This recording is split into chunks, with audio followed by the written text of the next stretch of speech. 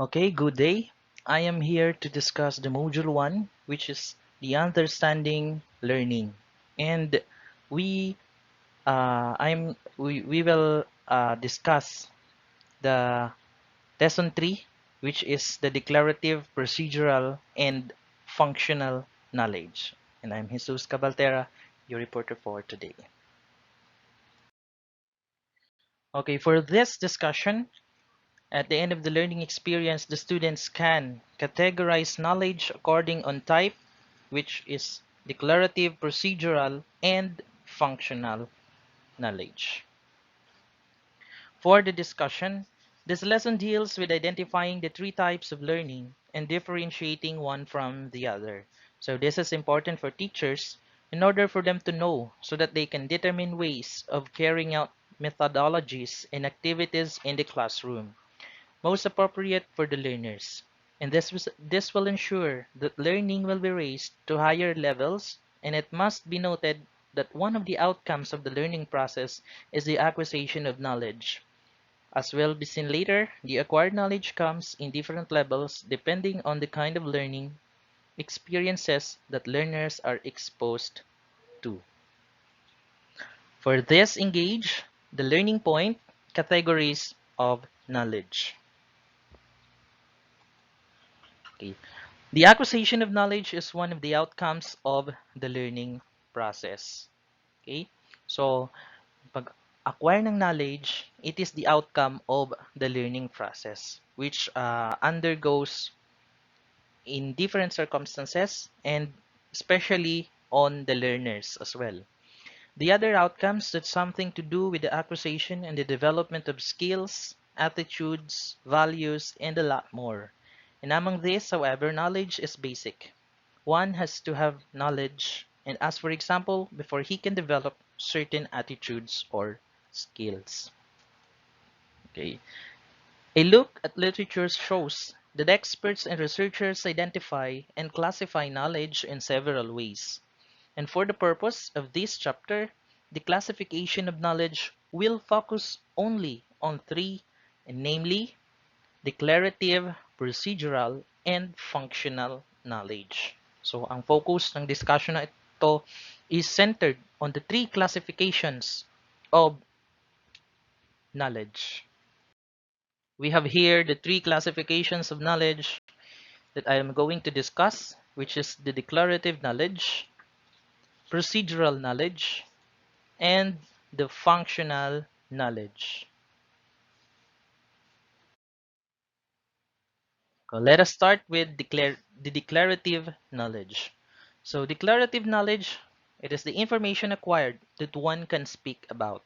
Okay, so it is the information acquired from a speaker. It is that which we know the declarative learning. No? It is more on words. Then it is the information that one can declare. Okay, the information that one can declare in which deals with giving information. They are facts and events that can be explicitly stored and consciously recalled or declared. It is according to Zimmerman 2014. Okay, so the declarative knowledge, these are facts and events that can be explicitly stored and consciously recalled. The example of declarative knowledge is the capital of the country is declarative piece of information. Okay? Bakit ito naging example ng declarative knowledge? Because the capital of the country is a factual information, no? That can be explicitly stored. Okay, that is the declarative knowledge. And according to Harris and D, there are three subtypes of declarative knowledge cognition. First, labels and names. So the pairing information. So the best example of this is the matching type test that the teacher gives to the students. Second, facts and lists describing relationships. So it is mostly used by the educators, especially the teachers, in which they acquire knowledge and provides declarative knowledge for their learners through the use of facts and lists with the describing relationships. Next is the organizational discourse. So this is a thread of meaning running throughout. When you say organizational discourse, it is a type where uh, the students use or acquire knowledge with the meaning in different topics. Okay, so we have here the three classifications of knowledge, which is the first is declarative that I've discussed a while ago, and second is the procedural knowledge. When we say procedural knowledge, as opposed to declarative knowledge, it refers to what one can do and what one is able to do. Okay? So, kung ang declarative knowledge is more on the acquisition of information from a person which gives of learning through a declarative concept. Ang procedural knowledge naman, it refers to what one can do. Oh, ano yung magagawa ng isang tao, and at the same time, what one is able to do. No? Then, this is knowledge that a person knows to do. No? Yung knowledge na alam ng isang tao kung paano gawin, and by doing it better than when explaining in words. Okay? So, ang pagkakaiba nito sa naunang type or classification of knowledge, which is ang declarative is more on words, no? Declared. Itong procedural naman, procedural knowledge, it is more on doing, no? More on the execution of the action, no? Execution of the action. Okay, the examples here first we have knowing how to ride a bike. Okay, so it is an example of a procedural knowledge in which it executes the procedure on how to ride a bike. And second is singing correctly bahay kubo, which means one can recall the names of vegetable usually grown in the farm. Okay, so ito yung example na kung saan you can correctly sing bahay kubo, which means you can recall the names of vegetables usually grown in the farm. So, yan yung dalawang example ng procedural knowledge, which is more on doing it better than explaining in words. The third classification of knowledge is the functional knowledge.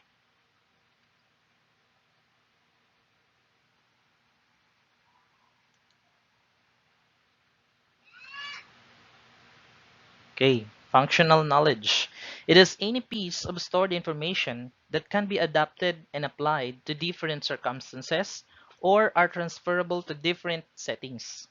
Okay, when we say functional knowledge, these are those stored information like those informations that can be found in the internet. No, is one of the best example of a functional knowledge. No, and can be transferable to different settings. And functional knowledge, it is how people acquire and categorize data, often referred to as a schema by cognitive theorists. Okay? So, yung functional knowledge na ito, it is how people acquire and categorize data. No? And often to referred as a schema by cognitive theorists. This is knowledge that is concrete and usable rather than abstract and theoretical. No? Sabihin ng functional knowledge, it is concretely conceptualized, no? Kabuuan ng isang data or ng information or learning or knowledge that can be usable, no? Rather than the abstract. Then we have here the other ways of classifying knowledge. First is the episodic knowledge. It refers to the biological memory reflecting not only what happened, but also where and when it happened. So, yung isang way na ito of the classifying knowledge versus episodic, it refers to biological memory, no? Yung memory ng isang tao on what happened and where and when it is happened, no? Usually ito yung ginagamit ng isang tao to think, no? Iisipin niya yung memories na meron siya. Then the best example of this is the memories of childhood days or for girls' first day in school. Okay, so this is the episodic knowledge, series of knowledge from our biological memory. Second is the semantic knowledge. When we say semantic knowledge, it deals with memories and information, but not tied to personal biographies. Okay. So ito namang semantic knowledge, it deals with memories and information. Pero hindi siya personal, which is iba siya sa episodic. Ang episodic is more on personal biographies at ito naman is not personal, not tied up to personal biographies. And it organized knowledge about facts, concepts, generalizations, and their associations. So ito yung semantic knowledge. And according to Anderson and Cratwell of 2001, they claimed that there are 3 subtypes of semantic knowledge. Okay, meron pang 3 subtypes ang semantic knowledge. Okay, first is the declarative. It is a statement of truth that deals with what we know about the world. So, yung declarative semantic knowledge, it is a statement of truth, no? Which is yung mga bagay na alam natin, no? The learnings that we have that we know about the world. So usually ito yung mga tinuturo sa atin sa school, tinuturo ng ating mga parents, and usually it is a global truth, yung totoo. Then second is the procedural. It is the knowledge about how things are done, okay? Procedural knowledge, ito yung knowledge na kung saan nalalaman natin kung kailan ginawa ang isang bagay and at the same time papaano ito ginawa, no? On how the series of steps takes place. Then the third, conditional. If the declarative knowledge accounts for what, no? Kung ang declarative knowledge ay sinasagot niya yung tanong na ano. And if procedure knowledge accounts for how, ang procedural knowledge naman ay sinasagot ang tanong na paano isinagawa. Conditional knowledge accounts for knowing when, no? Ito ay isang learning process in which it accounts for knowing when, no? Ito ang pag-alam kung kailan gagawin ng isang bagay, kailan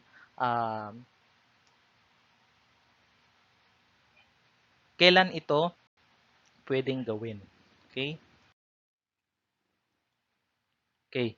Declarative knowledge is organized according to various levels. Okay? Mayroong different levels ang declarative knowledge kung saan ito ay i-organized into different levels.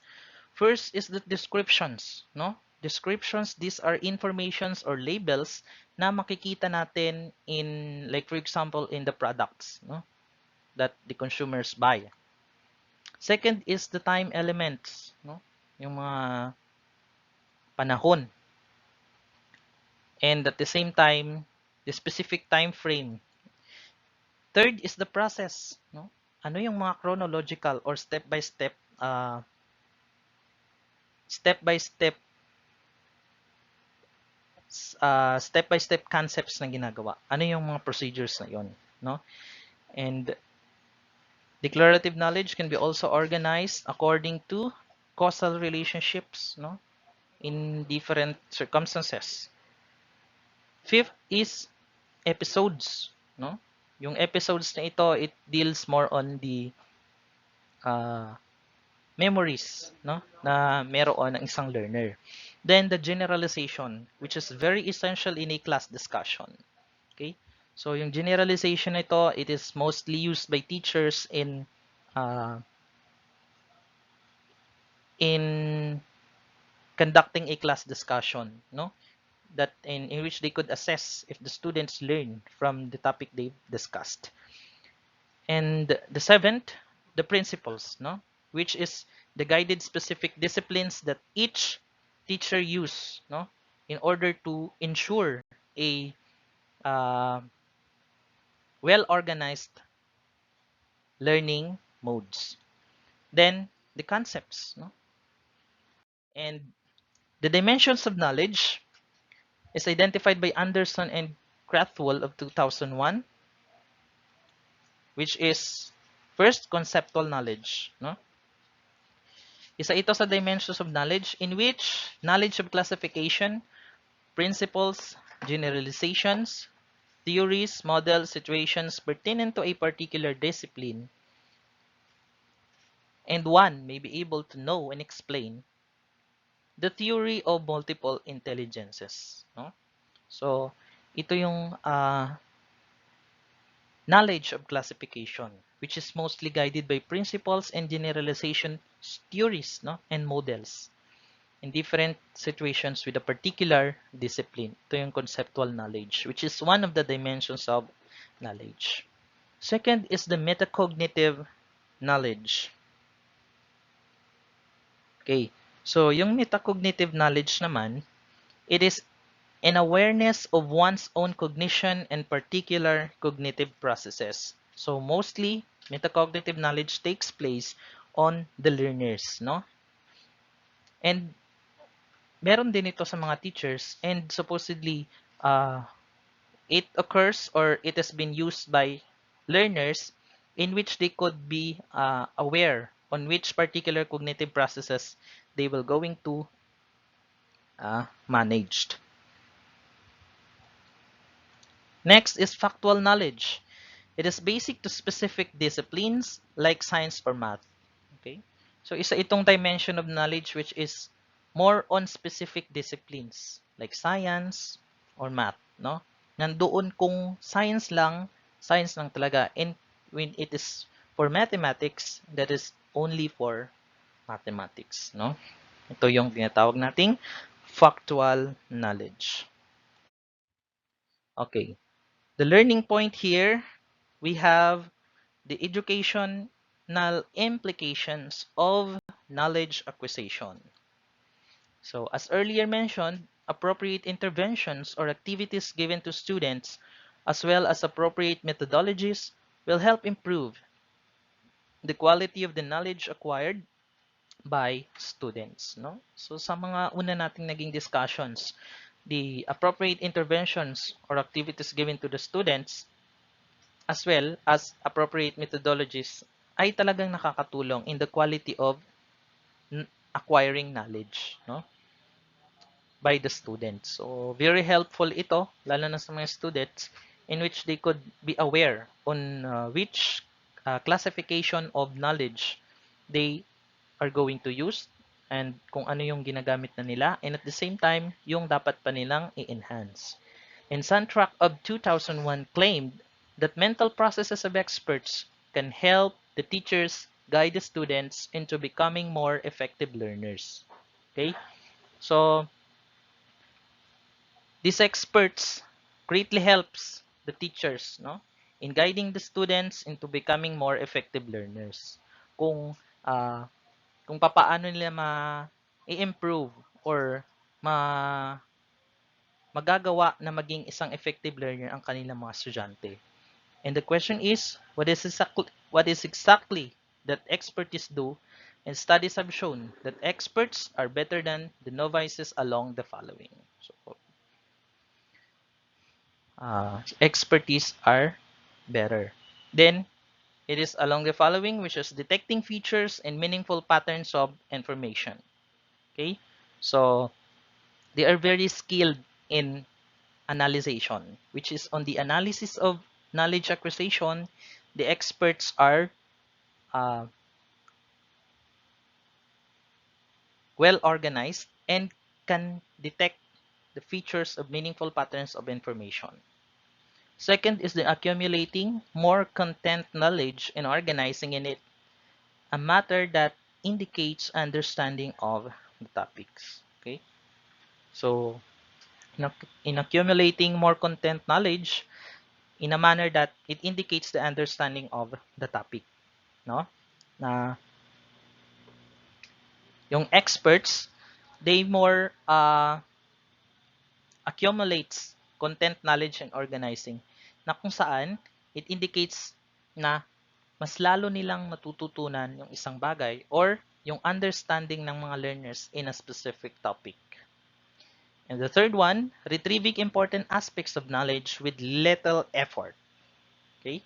So, ang pag-acquire nila ng important aspect of uh, knowledge is with a little effort.